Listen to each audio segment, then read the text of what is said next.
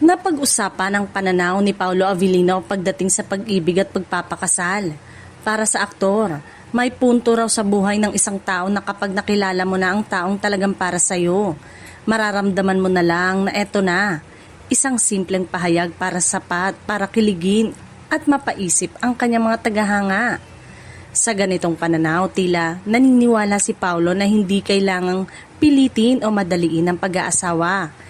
Hindi lamang panahon o edad ang basehan ng pagiging handa dahil malaking bagay din ang pagkakaroon ng kasiguraduhan sa taong gusto mong makasama habang buhay. Para sa marami, relatable ang ganitong paniniwala. May mga relasyon kasing maaaring tumagal ng maraming taon pero ang pinakamahalaga pa rin ay kung pareho kayong handang harapin ang maseryosong yugto ng inyong buhay. Kapag dumating ang tamang tao at tamang pagkakataon, saka maaaring masabi ng isang tao na handa na siyang mag-settle down. Dahil dito, hindi maiwasang maging interesado ang fan sa love life ni Paolo Avellino. Kilala ang aktor sa pagiging pribado pagdating sa personal niyang buhay. Kaya bawat pahayag niya tungkol sa relasyong pag-ibig at pagpapakasal ay mabilis na nakakakuha ng atensyon mula sa kanyang supporters.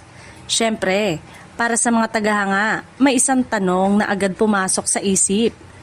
May nakilala na kaya si Paolo na nasasabi niyang, eto na. Lalo pang nakakilig.